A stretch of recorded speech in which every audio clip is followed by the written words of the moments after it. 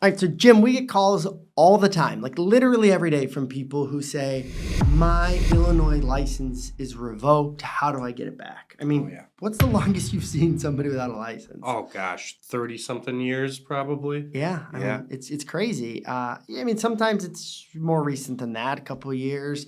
But yeah, totally common to have people be like, it's been 15 years, it's been 20 years that I haven't had a license, and then something just triggers in them. I don't know what it is, a life event, I don't know, having a kid, getting married, a new job opportunity, whatever it is, something just triggers, and now they want their license back. And so what do we typically recommend? I mean, they call us and I don't know their history. I don't know what happened. I know there is a path to getting that license back, but we got to figure that out, don't we? Right. So, I mean, we've really streamlined a process on how we recommend people getting their license back. We call it the RRR, the Yep. Reinstatement Readiness Report. Yep. And there's a lot of aspects that go into preparing a reinstatement readiness report. The first step that we do is we pull somebody's abstract. Yep. We pull what's called a court purposes abstract, which your attorney can get for you from the Illinois Secretary of State. So we're going to be looking for a lot of different things on an abstract. An abstract is your whole background from when you first got a license until that day that we got your abstract. Yep. So there's a lot of things we're looking for on there, but Derek, you want to talk about some of the things? We got to figure it out first. I don't know why you're revoked. You may be able to tell me like I had a couple DUIs and but we need to see the details of it. Specifically, what are the offenses that caused the revocation? And what were the outcomes of those cases? Also from the abstract, we can see where did you have court? Was there a breathalyzer? Was there not a breathalyzer? Did you plead guilty? All those different things that are on your background, on your abstract, tell us why you're revoked in the first place. What else? Yeah, I mean, it tells us, like you're saying, Derek, a whole story. What county those DUIs were in, what was your arrest date, what was the disposition or the outcome date of your case. We also can see, did you get court supervision Yep. on a DUI or did you get a conviction on a DUI? Because supervision and convictions have different impacts on your driving abilities. Yep. Also, it's going to show us, have you done a prior hearing? Yes. Was that hearing formal or informal? Then that gives us a blueprint of looking at all the documentation that we're going to need. It's going to inform us, first of all, whether we need to go the informal hearing route or the formal hearing route. And from there, we're able to start gathering the information that we're going to need to set a person up for a successful informal or formal hearing. And so just not just the abstract though, right? If Right. they have had a hearing in the past, well, we're going to try to get the denial letter, right? So they had a hearing in the past. Maybe it was with another attorney. Maybe they did it on their own. Obviously, they were denied, right? Because they still don't have a license. And that denial letter is really helpful. It tells you exactly what the Secretary of State's rationale was for denying it. Obviously, you want to address those things. It's going to improve your chances of having a successful hearing now. So we'll go get that denial letter if you don't have it already. We'll go through it. We'll see what the basis for those denials are. We'll do the type of hearing like you said. There's a couple different types of hearing that the Secretary of State offers. Obviously, you want to do the right one for your circumstances. You want to make this process easier on yourself, not harder. We'll tell you if you're even eligible for a hearing. There's a lot of things that can make you ineligible. The main one being getting caught driving, right? Makes you ineligible for a hearing again. So we'll certainly confirm that. What other things would we do in that RRR?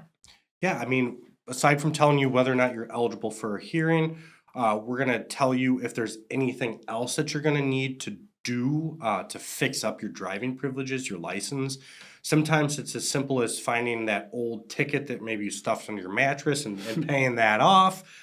Sometimes it's getting SR22 or safety responsibility insurance. Other times it's just clearing up prior accidents or maybe what's called a failure to appear suspension where you didn't go to court. And we can give you the information on how to clear those issues up on your license. Those are other steps that you might need to take in addition to maybe needing an informal or a formal hearing. We're also going to be able to tell you what kind of relief that you're going to be eligible for. Yes, that's a big one. Something everyone wants to know. Right. So relief meaning, is it going to be something called an RDP, which is a restricted driving permit, and maybe you need a breathalyzer in your car for a certain amount of time, or maybe you're eligible for full reinstatement of your driving privileges. And what are the steps to even getting that relief? Because there's a lot of things that go into that we can see through a reinstatement readiness report. And I think most importantly, we're able to look at these things and have a fairly decent idea of what your chances are going to be if you proceed to a hearing, and if you take the steps that we tell you to do. Yep, and that, to me, that's it. That's worth it right there. If I'm somebody who hasn't had my license in years, I just want somebody to help me out. Like, this process is difficult. I just want somebody to help me out. I'd be saying, look over everything. Here's everything. Look over my paperwork and tell me, what do you think my chances are? Now, unfortunately, I see a lot of lawyers be like, oh yeah, hire me and we'll get it taken care of. How can they possibly say that without having the answers to the questions that we just asked, right? You need to know those questions and answers first before a lawyer can really tell you what your chances are. But once they've seen all that, they can confidently recommend the next steps. And that's what we do. We're going to give you our recommendations for what evaluator to go to next if you need an evaluation. Do you need to be sober? Do you need to walk into that hearing with a sobriety date or not? Those things really matter.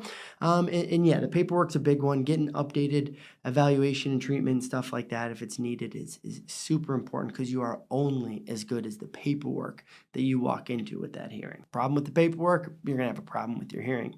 So making those recommendations is really important. Essentially, to sum it all up, it's a blueprint. Like, we are trying to achieve something pretty big here and not that easy. We're trying to build something here.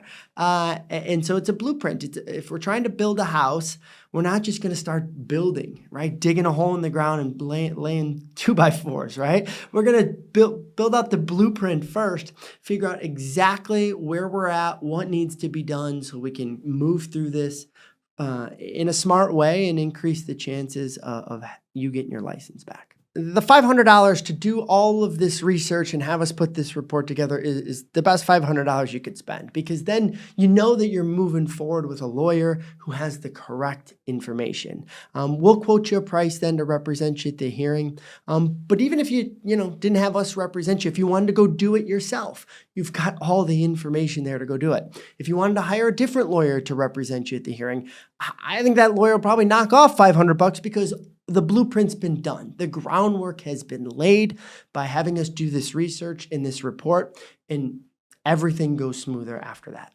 Let's be real here. I mean, we talk to people every single day about this, and it always blows my mind. So many of them just don't take the action. If you've been without a license for a decade or more, and now you want a different outcome, you want your license back, well then, surprise, surprise, you have to do different things. And it can be daunting. I totally understand that, but I'm making it crystal clear to you. With this $500 reinstatement report, you will know exactly what comes next, exactly how far that light is at the end of the tunnel in order to get your driver's license back. So there's really no excuse to sit there and be stuck in the way that it's always been. Now you know what you need to do in order to actually get your license back.